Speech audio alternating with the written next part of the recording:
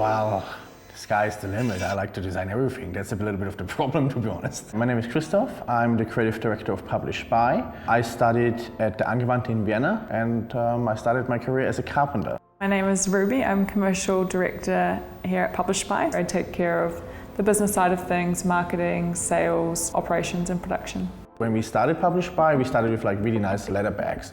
But as soon as we presented them the first time in Paris, we thought like, dude, does the world need another leather bag label? And I was like, nah, not really. So we basically went back here to Vienna and sold all the sewing machines, we bought 3D printers, and we created like newness from the very beginning, basically.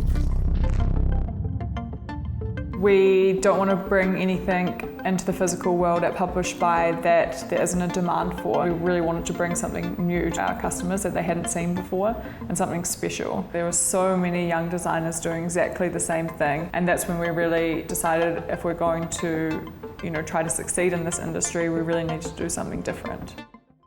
We were sitting around in Greece and I thought like, what can we do that looks really unique? And we found a stone and they're all lying around here anyway. We saw them and thought like, oh, they're actually really nice shapes. Like, how can we do that? How can we reinterpret that? That's how it all started with the design language. I would say that nature is the source of inspiration for almost every design that Chris does, and technology is just a tool to bring that to life.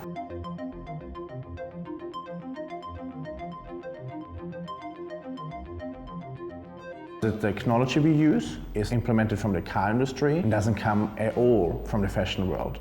So I think this combination of like the design that is inspired by nature, but also the technology we use, is really special. The first bag we designed was called Ruby's Lost Stone. The story behind it was like that Ruby sometimes loses her keys, so I thought like I'm gonna create a thing where keys fit in and she can like keep them. I mean, of course it's amazing if a big star wears our bags, but I think like having somebody that is really close to your heart, that's like more important for me as a designer, to be really honest. I don't know, well, maybe you know somebody super famous that it would be cooler than yourself.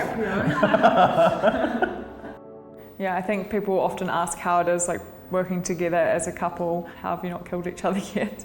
And there's moments where it's been close, but no, just kidding. But I think what makes it easier, I guess, is that we really have such separate roles and really try to build the other one up and give the other one confidence.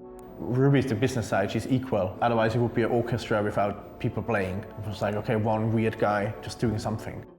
You design something that looks like a stone and it's silver. And you feel like, yeah, people need that, but do they? Being confident enough to do something like this, you need a good partner by your side who like really gives you this extra little bit of like confidence, because otherwise I would have probably not started that. We believe that the next generation of craftsmanship happens at the intersection of machines, computers, and also human hands. It's our goal to be industry leaders in the way that accessory brands design, and also to share our knowledge with other industry players to collaborate with them. Me as a designer, I want to make people happy.